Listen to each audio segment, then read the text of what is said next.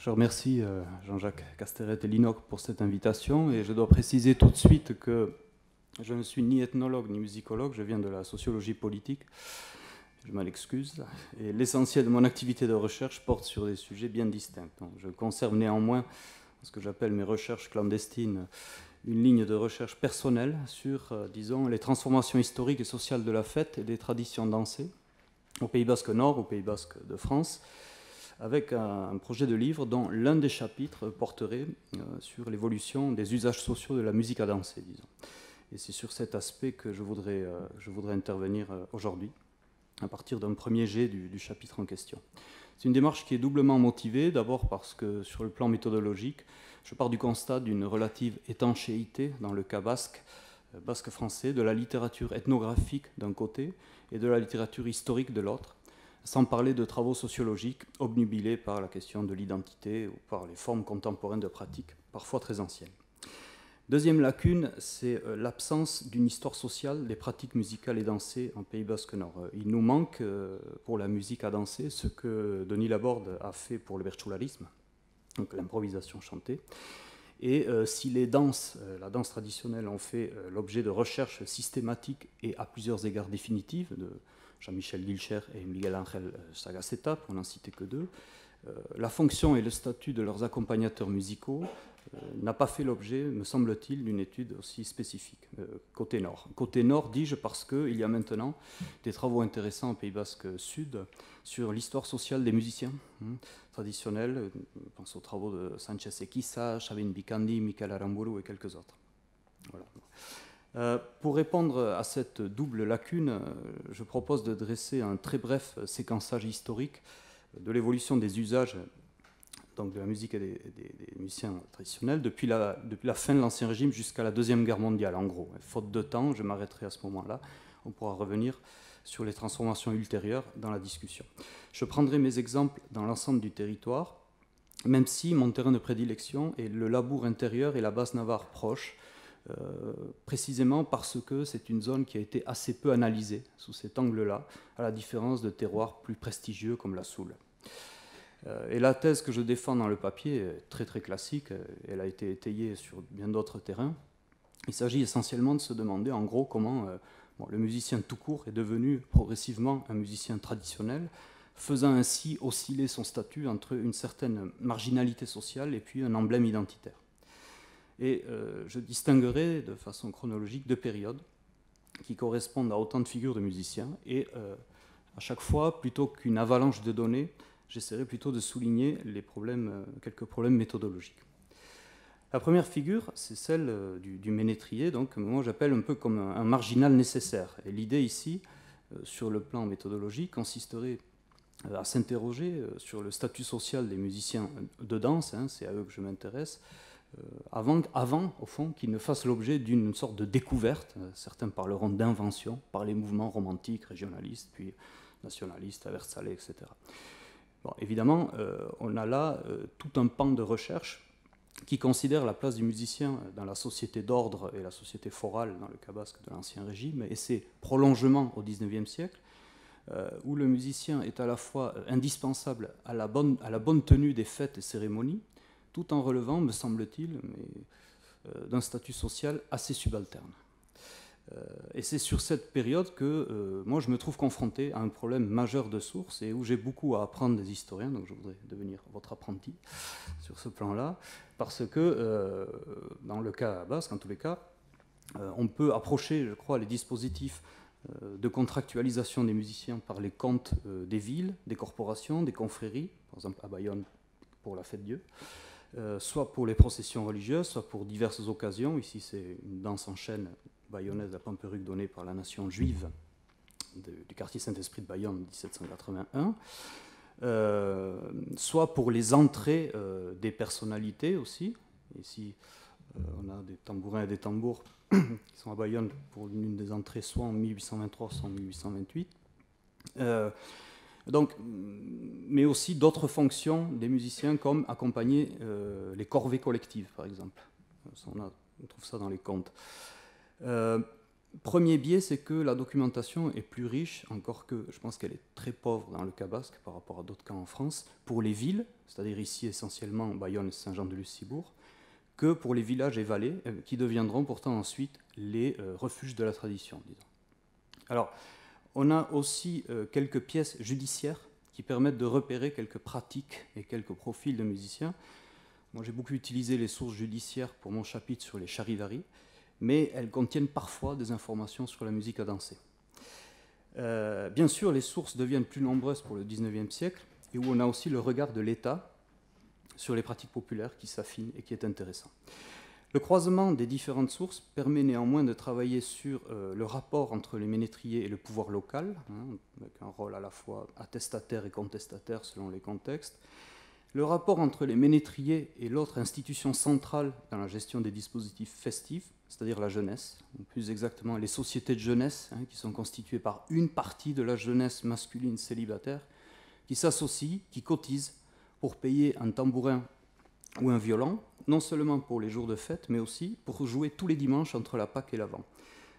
On trouve par exemple en Labour plusieurs procès au début du XIXe qui mettent en évidence à la fois le rapport marchand et la transaction entre les groupes de jeunesse et un musicien qui est à leur service, et les inévitables conflits qui en découlent. Et de nos jours encore, en Basse-Navarre, les membres du comité des fêtes s'appellent Soinu Mutilak, les garçons de la musique. Alors aujourd'hui, c'est des garçons et des filles, mais on conservait ce nom, c'est-à-dire les garçons de la musique. Et dans la vallée du Bastan, en Navarre, Damboli Naushiak, c'est-à-dire les maîtres du tambourin, ceux qui commandent au tambourin. Et les Damboli Naushiak, c'est ceux qui, normalement, ouvraient la danse des Mutil Danza à l'octave de la Fête-Dieu.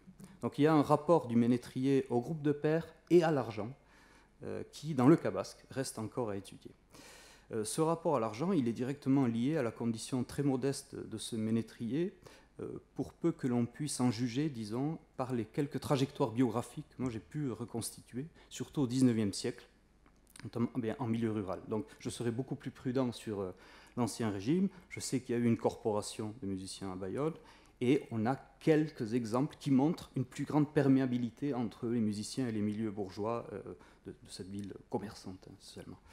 En tous les cas, en milieu rural, et ça, Guilcher l'avait déjà souligné, les ménétriers, comme ça a été rappelé, sont des gens de conditions très modestes, métayers, journaliers, ouvriers, artisans, tisserands, meuniers, beaucoup de meuniers, presque jamais laboureurs, pas des gens de la terre. On note aussi beaucoup de descendants de maisons cagottes ou réputées telles, quelques bohémiens aussi, dans les lignées de musiciens, notamment en Basse-Navarre et au Bastan. Je parle volontairement du Bastan, car bien qu'étant situé en Navarre espagnole, c'est une vallée en contact étroit avec les vallées du Nord, et qui a fait partie d'ailleurs du diocèse de Bayonne à l'époque, et avec une circulation des musiciens et des répertoires très importante. Donc une situation paradoxale où, au fond, le musicien est socialement en bas de l'échelle de la société d'ordre, mais où il joue un rôle central dans le fonctionnement et dans la transmission des dispositifs cérémoniels et festifs. Et ce d'autant plus qu'il est souvent aussi le maître de danse. On se souvient au Bastan, d'un temps pas si lointain, où le Chistulari enseignait les Mutil Danza, donc les danses d'hommes, mais où, venant lui-même du quartier Cago de Bossate, à Liscun, n'avait pas le droit de danser sur la place publique. Donc, il jouait, mais il ne dansait pas. Bien sûr, un rôle essentiel du clergé dans la vieille dispute avec les ménétriers, dispute qui est très bien documentée au Pays Basque, au sud comme au nord, à ceci près que la condamnation de la danse par le clergé n'est pas totale, puisque les prêtres opèrent clairement une distinction entre les danses illicites, la danse en couple, et la danse licite, c'est-à-dire ici, les sauts basques, exécutés dans un contexte protocolaire par les hommes, et la danse en chaîne, où les sexes sont séparés par des mouchoirs. Il y a sur ce point un syllogisme assez joli du père Michel Lissembourg, qui dans ce qu'étaient les Basques autrefois, un roman de mœurs publié en 1889, démontre que toutes les danses sont condamnables, 2, les sauts basques et Euskaldun Jauziak ne sont pas des danses, 3, les sauts basques sont licites. Donc en gros c'est l'ethnicité qui confère la moralité, quoi. Et de fait, évidemment, ça a été dit aussi, je répète pas mal de choses, mais la relation entre le prêtre et le ménétrier, ou le sonneur en basque, Soinularia, est beaucoup plus ambivalente qu'il n'y paraît et dépend beaucoup des personnalités des uns et des autres. Je donne dans le texte l'exemple de Faustin Bentaberry, maître de danse d'Ispur, Basse-Navarre, fin 19e, début 20e, excommunié par l'évêque de Bayonne, parce qu'il jouait dans le bal, mais ami du curé de Valcarlos, donc de l'autre côté de la frontière, et qui lui permettait de venir faire ses Pâques là-bas et de jouer pour la cavalcade. C'est pour ça qu'aussi, encore de nos jours, la cavalcade est très belle à Valcarlos. Ça, c'est lui ou son frère avec les danseurs banavarais. Cette position sociale ambivalente du ménétrier, elle se complique encore plus à la fin du XIXe siècle, lorsque les conditions du marché de la musique de danse se modifient par l'arrivée de nouvelles formes de concurrence, des fanfares, des orphéons, puis l'accordéon, un exemple d'une cavalcade en 1937, ou l'accordéon avec les danseurs de carnaval à Espelette, ce qui conduit à des réactions là aussi très différentes des anciens ménétriers. Certains, comme Ansoul, résistent et maintiennent leur précaré et leur gagne-pain, grâce à des personnalités très fortes, comme celui-ci, là, le Chardouat. D'autres abandonnent leur instrument et leur répertoire et passent au nouveau. D'autres, enfin, comme Faustin Bentaberry, jouent sur les deux tableaux, en alliant les répertoires anciens et modernes, en jouant le bal à la clarinette, puis en prenant le violon et en venant au milieu du fronton pour jouer les sauts basques. Donc là aussi, des situations à contraster, territoire par territoire, et surtout où la personnalité des musiciens joue un rôle très important, ce qui d'ailleurs réduit à néant les explications structuralistes très courantes en terrain basque. Le deuxième point sur lequel je voudrais insister concerne ce que j'appelle la découverte incomplète du ménétrier. C'est la question du rapport aux musiciens de danse qu'entretient le mouvement culturel et politique basque à partir du milieu du XIXe siècle. Ce qui est intéressant, c'est de voir comment les entrepreneurs culturels, les entrepreneurs identitaires, comme on veut les appeler, opéreront une sélection parmi le stock culturel de la communauté basque, et que sur le plan de la musique à danser, cette redécouverte sera sélective, incomplète et territorialement hétérogène. En particulier, on pourrait se demander pourquoi le chirulari, le tambourin, ne fait pas l'objet au nord d'un processus d'institutionnalisation comparable à ce que connaîtront au sud les figures du chistulari et des gaiteros, à l'échelle des municipalités et des députations provinciales. Voilà. Petit clin d'œil, là, vous avez une danse en chaîne protocolaire avec à la tête Ibarretxe, l'ancien président du gouvernement basque. Voilà. N'a pas d'équivalent côté nord. Hein. Mais ici, bien sûr, c'est l'histoire politique et les constructions stato-nationales qui devraient être invoquées, le rôle d'Istueta au sud, les relectures de la danse dans la pensée foraliste au sud, le rôle des lumières dans la modernisation du chichtou et du répertoire, autant d'évolutions que les milieux ruraux du Nord n'ont pas connues. Pourtant, les promoteurs des premiers jeux floraux, à partir de 1853, vont intégrer des concours de saut basque et des concours de chilula à partir de 1874, ce qui nous permet d'avoir des données précieuses sur les musiciens, les danseurs et les répertoires, mais cet effort n'empêchera pas une accentuation de la marginalisation des ménétriers traditionnels côté nord, sauf en Soule et au sud de la Basse-Navarre. On notera d'ailleurs, c'est intéressant, que les jeux floraux ne comportent pas de concours de violon, sans doute pas assez basque, alors que c'est un instrument central à l'époque, jusqu'à la Deuxième Guerre mondiale, avec le tambourin et le tambour de l'accompagnement de la danse. Ici, une fête probablement des Républicains, des Rouges, de 1887 à Espelette, où on a les danseurs et à droite là, le joueur de violon. Ici, les danseurs de carnaval du Bakambo avec accompagnement à la chilula. Encore une fois, c'est une situation qu'il faudrait décliner par territoire, je n'ai pas le temps de le faire.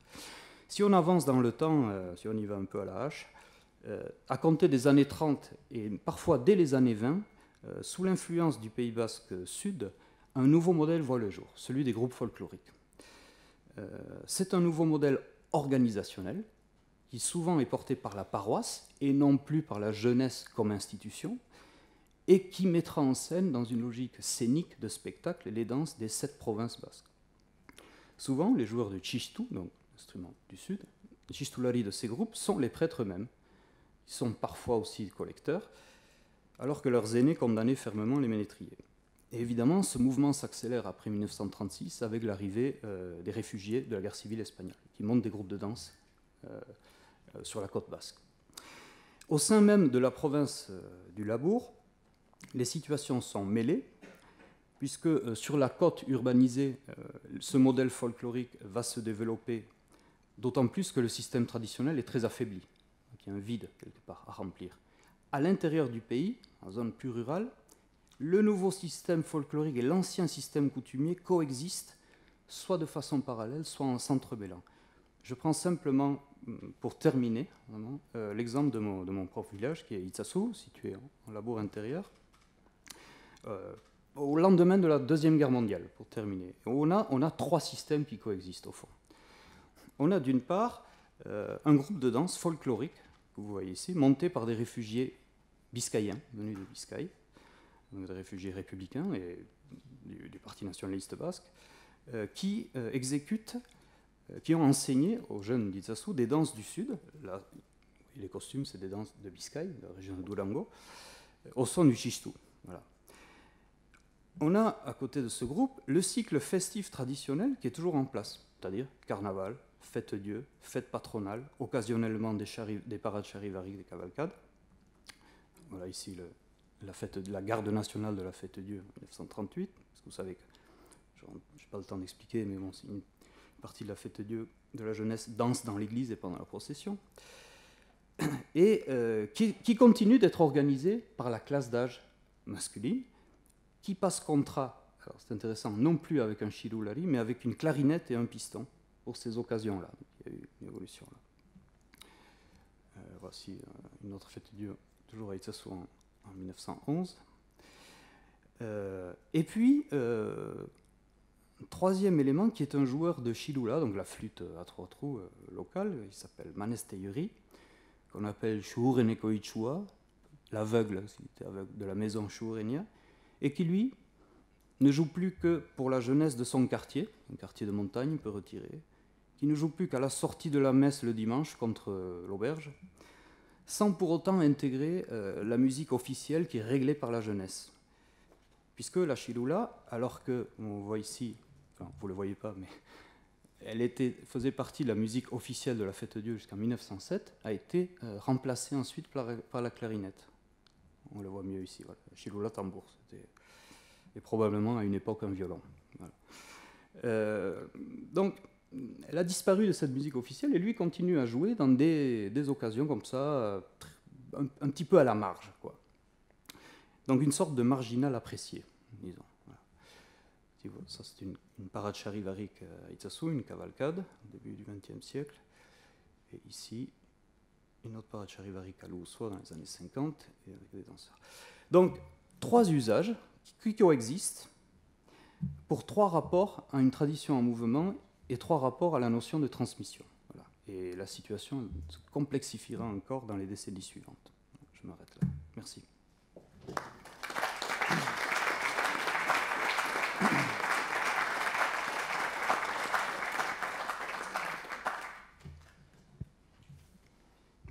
Merci beaucoup. La parole est à la salle pour des questions. Maintenant. Oui. Votre ouvrage va s'appeler comment? Quand est-ce qu'il va paraître? Nous sommes très proximement intéressés. Je ne sais pas quand c'est qu'il va paraître. Mais une partie du titre, ça commencera par la Société du tambourin. Parce que, bon, après, ça sera quelque chose genre fête et société au Pays Basque, pour qu'on sache quand même de quoi ça parle. Mais la partie jolie du titre sera celle-là, parce que c'est un double sens. La société au sens de la société locale, mais aussi parce que précisément dans un des procès du milieu du XIXe siècle, entre la jeunesse d'un village, à Villefranche exactement, près de Bailleul, et un tambourin, bien sûr litige sur le paiement, et le jeune explique qu'ils avaient constitué une société du tambourin, précisément, entre une espèce de coopérative entre plusieurs jeunes, où ils se cotisaient pour que le musicien joue de Pâques à l'Avent tous les dimanches, quoi, en gros. Vous allez remonter après dans votre analyse sociologique jusqu'au temps moderne, jusqu'à maintenant, ou vous arrêtez? C'est la grande hésitation, parce que... mais il y a eu énormément de choses écrites dessus dans le contexte basque. Enfin, oui, oui. En tout cas, dans la conclusion, j'en parlerai, oui. Mais oui, c'est ça. Mais pour moi, le défi méthodologique, c'est pour ça que je suis très content d'être ici, d'être aussi bien entouré, c'est d'avoir une perspective historique aussi, dont on manque, puisqu'on a eu une espèce d'ethnologie un petit peu intemporelle au Pays Basque, où on n'a pas suffisamment historicisé la transformation, mais aussi certaines permanences des traditions. Voilà. Oui, ça c'était vraiment une question difficile et douloureuse pour un auteur quand même. Non, ça motive. Oui, moi, ta communication fait écho à ce que je suis en train de préparer quelque chose pour samedi autour d'une figure qui est très connue ici, qui s'appelle Simim Palay. C'était un ménétrier de violon. Et on ne le connaît que sous son aspect fait libre, producteur de pièces de théâtre. Or, les questions sont les mêmes. On a une famille qui est une famille de tisserands, une famille de sastres. C'était ça, c'est tisserand couturier à domicile, mais qui à l'origine était charpentier maçon. Et qui, si on remonte à l'origine, était cagotte. Et on a donc ces familles qui ne sont pas localisées, qui n'arrêtent pas de bouger. Oui. Dans un cercle, je pense, dans un territoire assez limité, mais n'empêche que toutes les 2 générations, voilà, ça bouge. Et je pense que il serait assez intéressant de regarder l'histoire également de ces minorités internes de nos sociétés et d'aller regarder, puisque du coup, pour préparer ce que je vais dire samedi, je suis allée relire ce que les médiévistes ont écrit sur la société gasconne et sur la société à maison, où peu de choses apparaissent sur les artisans, et ça, je pense que c'est une entité sociale qui est très, très importante à regarder, parce qu'elle est la médiatrice de plein de choses, aussi bien dans la musique, voilà, mais aussi dans la transmission de l'écrit, dans la circulation des idées. Je pense que c'est quelque chose d'assez intéressant à voir, qu'elle s'oppose à la société à maison, et on est dans une société à maison. Et souvent, les artisans partent avec... Ils habitent des toutes petites maisons, mais ils partent toujours avec la poutre de la maison, pour te dire l'état des maisons dans lesquelles, les oustalettes ici, dans lesquelles ils habitaient. Et donc, ce sont des nomades intérieurs, des petits nomades intérieurs. Et avec la vallée du Bastan, c'est aussi assez intéressant de voir comment, dans les inventaires notariés, tu as la notion de violon qui peut être gardé ou transmis. Il se trouve que j'ai regardé ça. Et chez les Palais, c'est pareil. Dans les actes notariés, tu as les écrits, les livres qui se transmettent, et les violons. Et la jeunesse vient chercher ces gens-là pour les compositions de Charivari, pour les pastorales et pour des animaux. Enfin voilà, donc ils sont complètement à la fois à la marge et inscrits dans la société. Je pense que c'est une question à porter de façon beaucoup plus large. Je ne suis pas musicienne, ethnomusicologue. Oui, non, juste. En fait, ce que je vais montrer là est pas du tout original si on compare les territoires qui entourent le Pays Basque, effectivement. Donc, mais sur le plan de la recherche, il se trouve que nous, on est sur le terrain basque, on est en retard sur l'histoire des mentalités, sur l'énographe historique, y compris sur la sociologie historique du politique. Je dis du politique parce qu'on a des éléments sur la pénétration de l'État aussi, au XIXe siècle. Bon, donc, on doit s'inspirer en particulier de toute cette tradition de recherche sur les Pyrénées, en sociologie historique. Voilà. Donc, et puis, ce que tu dis sur les artisans, les cagots, bon, moi, encore une fois, c'est une conclusion empirique à laquelle j'arrive en compilant un certain nombre de trajectoires et en regardant de quelle maison ils étaient originaires, etc. J'ai noté aussi que début 19e, j'ai plusieurs meuniers qui sont originaires du Bastan et qui sont aussi tambourins et qui viennent vivre en labour, donc forcément, et qui sont contractualisés par la jeunesse. Donc forcément, quand on voit la parenté évidente entre le répertoire des Mutil-Dantza et des Sobasques, ça a bien circulé par les hommes aussi, quoi. Donc je pense que je vais dire des choses qui ne sont pas du tout innovantes, mais on ne l'a pas encore montré nous, sur nos territoires. Voilà. Ou alors on a pris les deux exemples qui tombaient bien, quoi. Mais il faut essayer de le faire avec de façon un peu plus systématique. Voilà.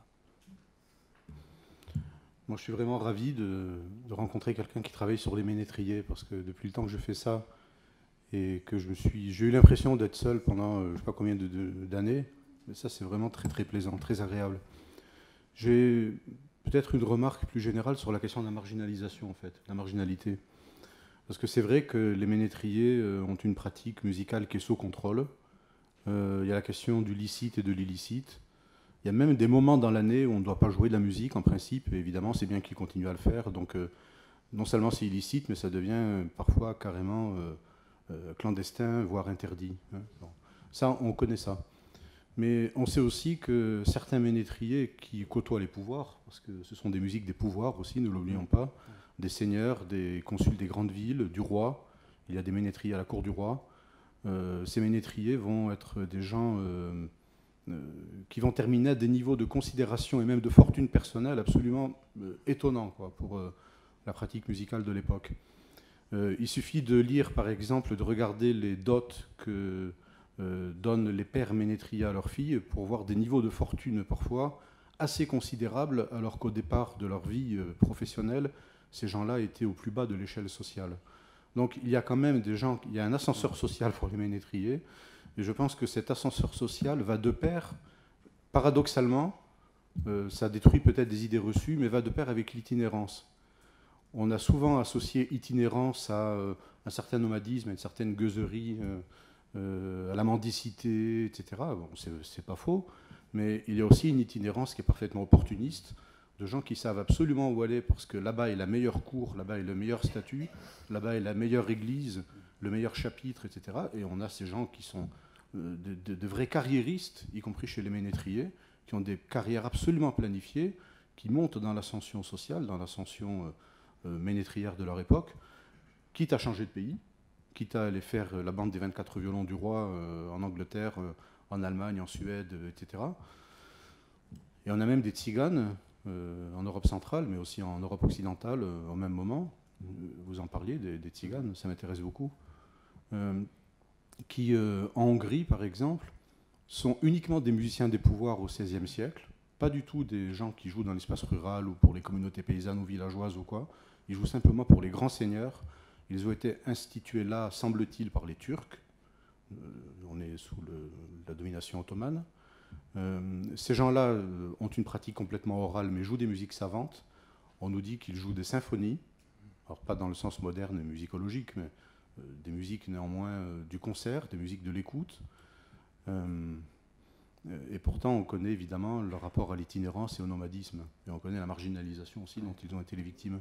Donc je pense que, en fait, on est vraiment dans la complexité. La musique ménétrière, elle est au cœur de la vie sociale, de la vie politique aussi. Tous les statuts sont là, tous les niveaux musicaux sont là. Et dans cette immense complexité, on a vraiment parfois des surprises étonnantes, quoi. Ouais. Moi, je pense que dans le cas de mon territoire, il faudrait regarder vraiment ce qui se passe en milieu urbain pour accéder à... Moi, j'ai eu quelques cas qui me laissent penser effectivement qu'il y a une plus grande perméabilité sociale et peut-être ascenseur social aussi dans le cas de Bayonne, certains musiciens. Malheureusement, les archives sont très lacunaires. Et puis surtout, moi, ce que vous me dites sur le plan méthodologique me renforce dans l'idée d'éviter les anachronismes, quoi. C'est-à-dire que ce que l'on voit assez bien maintenant sur le ménétrier rural de la deuxième moitié du XIXe siècle ne vaut pas forcément pour ce qui se passe à Saint-Jean-de-Luz en 1750. Voilà. Alors on a par les contes de la communauté Saint-Jean-de-Luz, on peut savoir d'où venaient les ménétriers. Ils les faisaient souvent venir de l'intérieur. Donc ça, c'est intéressant aussi de voir la circulation des violons. On a aussi les noms et tout. Donc ça, le prix. Donc ça permet de comprendre un tout petit peu les conditions d'exercice d'une profession ou d'une quasi-profession. Mais c'est quelque chose à approfondir avec l'archive, quoi.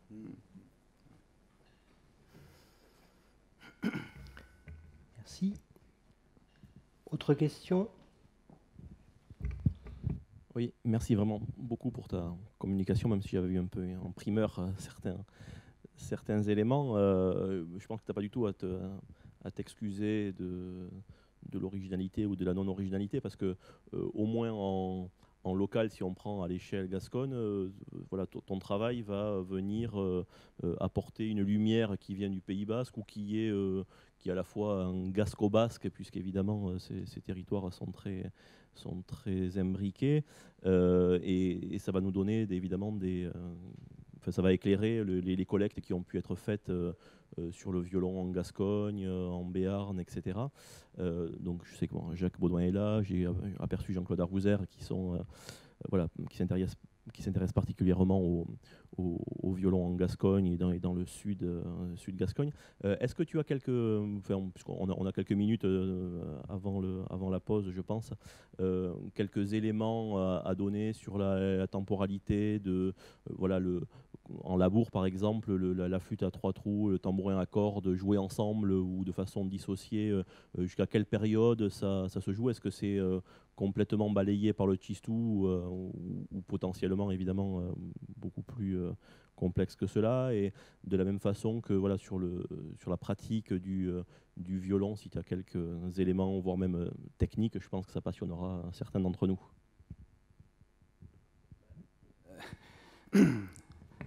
Le violon, nous on vient à la Reims pour essayer d'imaginer comment le violon était joué chez nous, puisqu'il avait disparu. Il avait disparu. C'est-à-dire le violon, je l'ai dit tout à l'heure, en labour, c'est jusqu'à la Deuxième Guerre mondiale, à peu près, on a des cas. En 1936, il y a une cavalcade à Asquette, qui est un quartier d'Asparin, où c'est au violon. Voilà, on a une photo. Voilà. Après, je pense que c'est... Ensuite, il y a, sur la côte, Pilita Fernaveri, qui est enseignant de Sauvasque, vraiment sur la côte. C'est une espèce d'exception, à Guétari et à Bidart, qui enseigne les Sauvasques, alors à la fin aux enfants, y compris dans l'immédiate après-guerre. Il meurt, je ne sais plus, en 59 ou 60, mais il meurt vraiment seul, disons, et qui joue au violon. Et donc qui enseigne les sauts au violon. Mais c'est une sorte d'exception. Voilà. Tambourin à cordes en labour, pour répondre à ta question. Dernier quart du 19e siècle, voilà, disons les débuts de la Troisième République, ça disparaît. En 1874, 1880, ça continue d'être joué. 1890, dans certains villages, ça continue d'être joué. Le tuntun, le tambourin à cordes disparaît, la chirula continue à être jouée. Elle continuera à être jouée même jusqu'aux années 50, mais avec des fonctions de moins en moins, des fonctions de plus en plus secondaires. Hein, par exemple, sur la Fête Dieu, avant la guerre de 14, dans la plupart des villages, c'est encore la chilula. Dans mon village, je peux dater, 1907, chilula, 1908, clarinette. Mais la chilula continue à jouer les sauts qui seront donnés après les cérémonies religieuses. Donc elle n'est plus, entre guillemets, la musique officielle, mais on a besoin d'elle parce que c'est aussi le dépositaire du répertoire. Et dans les années 50, dans la Loussois, c'est la partie du labour qui est vraiment proche à Macaille, de la Basse-Navarre. La Fête Dieu se fait avec les cuivres, mais le chilulari est là pour jouer les sauts à la fin. Donc ça ne se fait pas du jour au lendemain, hein, la transformation. Et puis ensuite, l'instrument a été un peu redécouvert dans les années 70. Voilà. Donc moi, j'ai rencontré deux, en tout cas, joueurs de chilula, mais qui eux-mêmes, mais qui eux-mêmes avaient délaissé l'instrument pour la trompette. Parce que voilà, ça rapportait plus, ça sonnait plus, c'était... Donc eux-mêmes avaient un peu déconsidéré l'instrument. Ça c'est intéressant aussi. Ça c'est pour le labour. Ensuite la soul c'est autre chose où les choses sont beaucoup mieux transmises. Mais en soul aussi, le tambourin à cordes avait quasiment disparu. Hein. Cette disparition. Oui. Il a été retrouvé et voilà. Et en Basse-Navarre c'est encore une autre situation. Puisque le tambourin à cordes a mieux survécu au nord de la Basse-Navarre, pays de Mix, Saint-Palais, où même dans les années 50 on a un musicien qui en jouait, puisque c'est plus proche de la soul. Alors que le Sud, sous l'influence de cette école de Saint-Jean-Pied-de-Port, de Faustin-Mentaveri, etc., là c'est la fanfare, c'est l'orchestre Ramuncho qui donne aujourd'hui l'orchestre Adartza, qui continue de jouer pour les cavalcades. Je suis désolé de rentrer dans les détails, mais il me pose la question, alors je réponds. Non, mais... Et c'était une histoire en fait plus globale pour nous, puisque l'orchestre Faustin-Mentaveri vient jouer pour les grandes fêtes en Béarn par exemple, que voilà, enfin tout est très imbriqué, quoi.